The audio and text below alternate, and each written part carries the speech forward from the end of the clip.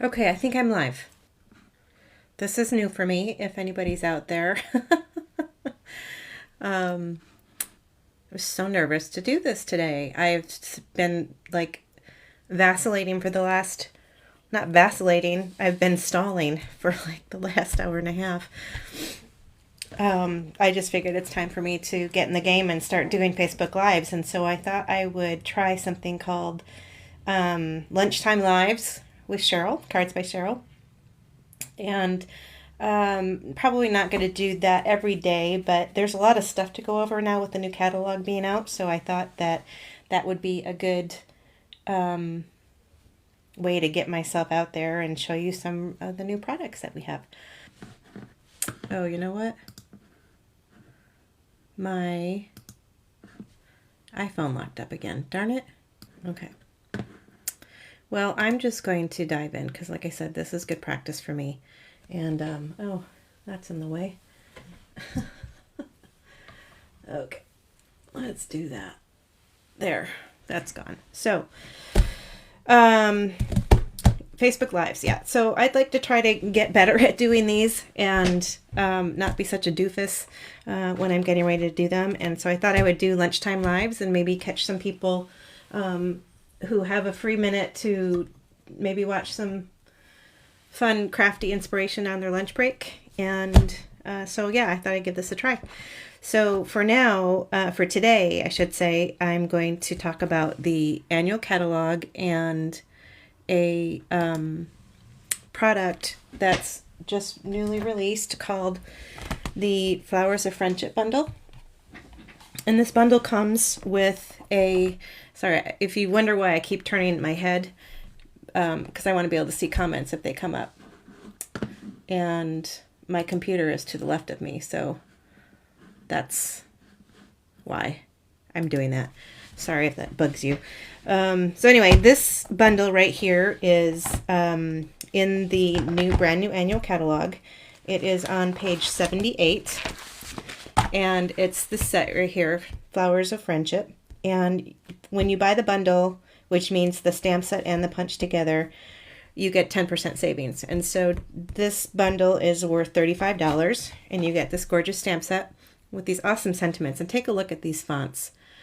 I love the font in here. The kind of a messy, scripty font. I just love that. And then it's also good if you are a colorist and you like to color. But if you don't like to color, you can use the punch and stamp out a colored cardstock, and I'll show you a couple different examples of that. But this is the punch, and it punches out both flowers and then a big and a small leaf. And, you know, I'm fairly new to Stampin' Up, and I didn't really understand punches until last June or July when I joined. And I got to tell you, I'm a big punch fan. They're so much easier than dies. And especially if you're doing repetitive cards or you're doing assembly line layout, that kind of stuff, punches, man, they got it. So my offer for May, let me put my host code up here real fast. So what I'd like to offer for May is a little gift for you when you purchase the bundle, the Flowers of Friendship bundle. So it's $35 retail. And if you use my host code, you have to use my host code to get the special. I will send you the free make and take card of the month, and I'll also send you a free package of the Rhinestone Basic Jewels. And let me show you what those look like. They are, I have a used set right here. Rhinestone Basic Jewels are in the annual catalog. They're a returning item. They're pretty popular because they're so versatile, and you can use them. They're just clear gemstones, faceted, so they have quite a bit of sparkle to them. And I'm going to throw in a pack of these for free if you purchase this bundle from me in the month of May using my host code. So that is about a $40 value. And so how it will work is when you order this bundle from me, if you use my host code, that tells me that you've ordered the bundle. Once I know that you've ordered the bundle, I will package up your make and take card kit and your basic jewels and put them in the mail to you for free. No shipping costs or anything like that. I'm just going to pop it in the mail to you and say thank you for becoming a customer of mine.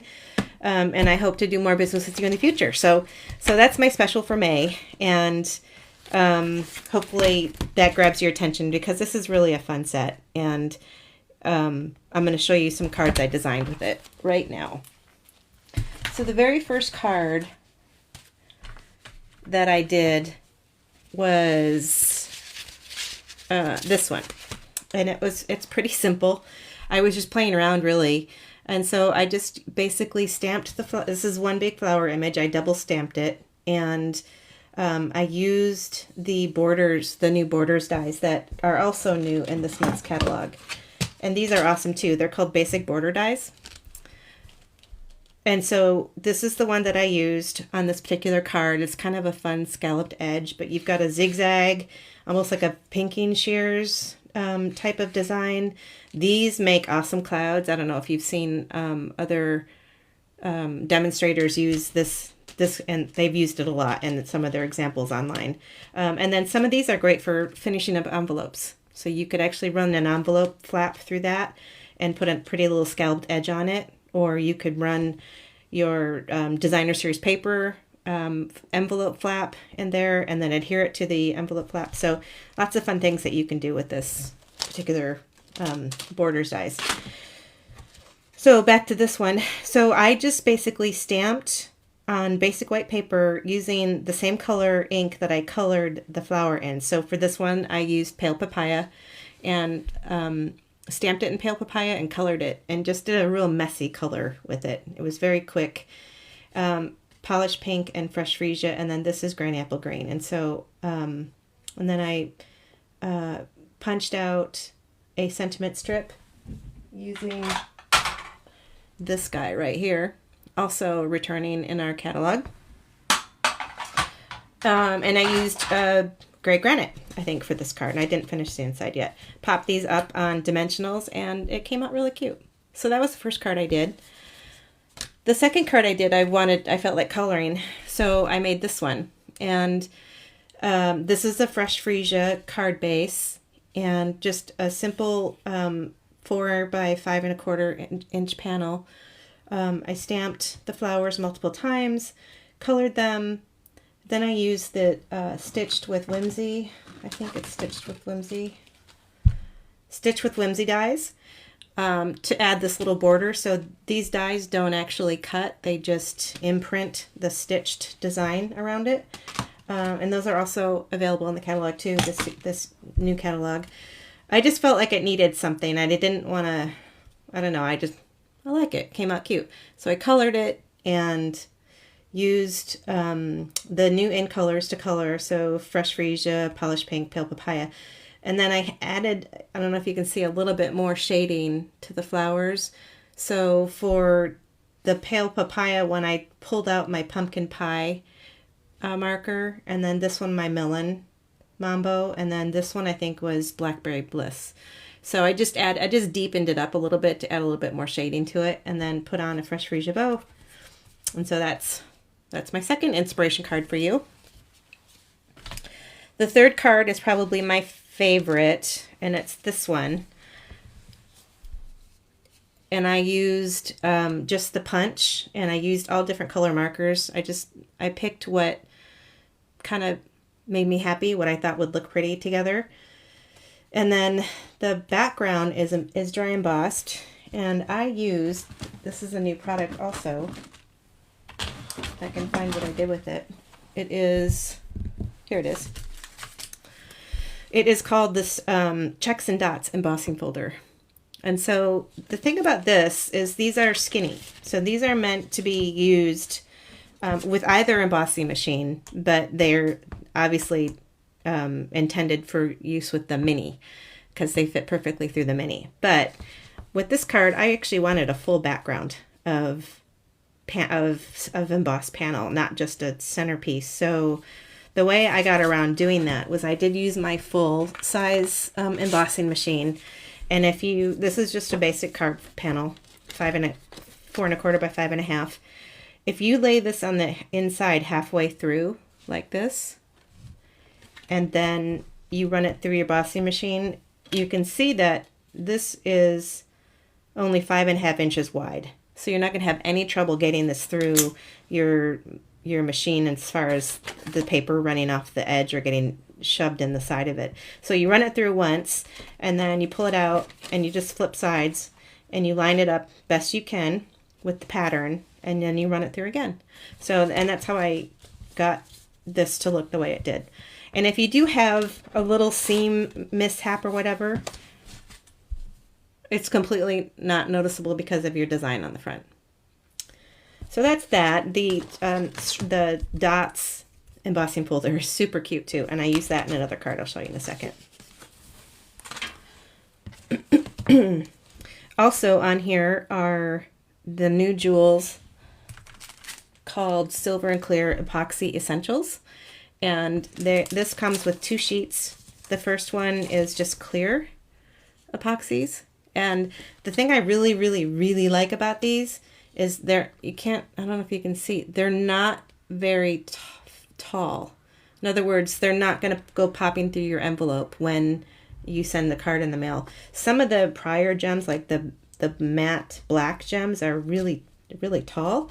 And I noticed with some of the people that I do card swaps with, I'd get their card swap and the jewel would actually poke through the envelope. Which is too bad. I mean, I guess you don't need to worry about damaging the envelope, but sometimes it could get caught in the machine or whatever. So the fact that these have a really low height to them, I found really nice. And then these are the silver ones. So the ones I used on this card are the silver ones, and I use the clear ones later too. So there's that.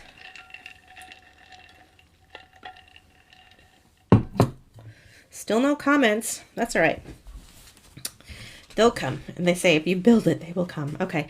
So the other thing I wanted to share with you, which is a little tip about when you're mass producing flowers like this for a card. I saw another person who did a card with a whole wreath of flowers in a circle. And so it takes a little bit of thinking. And trust me, I know by learning to get efficient in punching out circles without wasting a ton of paper. So let me just tell you what I mean. So I started out with this punch, and I basically did a template. So I popped this in, punched it, and then I marked which end was the top. So when I'm getting ready to do my flowers or design or whatever, I know I'm going to need big ones, little flowers, and then big and little leaves. So basically you need all of these pieces, but I tried this. I tried to line up. If somebody else knows a better way to do this, I would love to know. I basically took this and I tried to line up my stamps over the top of them in the cutout pattern, and then put them on a block all together, and then put them through the punch so you could punch them all at once, and I could not get it to work. So I think that there are some stamps when you use the photopolymer that will work doing that, but because these are the red rubber and they're thicker and they have a wider border around them, it was really hard to do and make that work. So what I did was, after some trial and error, I cut a strip of paper 2 inches wide, and you notice with this punch, the flower petals are pointing up and down and left and right. So they're not like this, like the bottom flower is. They're like this. So that's key. So what you want to do is just make sure that you are stamping them in the same direction. It doesn't have to be perfect, but you need to be close. So let's just say I'm going to use half of this sheet for the big flowers. And I'm going to use the other half for the little flowers. So here's what you want to do is, you don't want to start here. I guess you could start here, but you run the risk of cutting here. So basically, by having them in a long strip, you can punch. Make sure you guys can see this. You can punch quickly with not a whole lot of fussing. Because if you had it at the wrong angle, let's say you punched them like that, you'd eventually keep having to cut your paper around them to fit into the punch set. So if you punch them all in a row, just like that, and then it gets stuck. There we go. You do end up with quite a bit of paper messes, but you've got these beautiful flowers that are punched perfectly. And you can color them first too, if you want. I colored all mine first and then I punched them out because it was just easier to color them when they were not individual like that. But then for the smaller one, you just make sure you're lining up your punch to be in the same direction as this small one here. So you don't want it like that. You want it like that. And then you're going to stamp, stamp, stamp.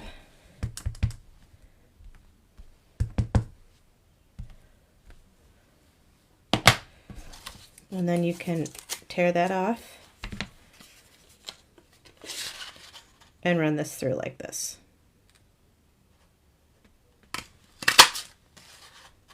Oh, actually not, because I just cut into it. I think I had the, oh, you know what I did? I used the 1.5 inch strip. I used the 1.5 inch strip for the bottom one so that I didn't run the risk of having the images cut off by the leaves. And so with the petals, or not the petals, but the leaves, you just do the same thing. So for the big leaf, that's this one right here, you kind of want to stamp it in the same direction that it is there.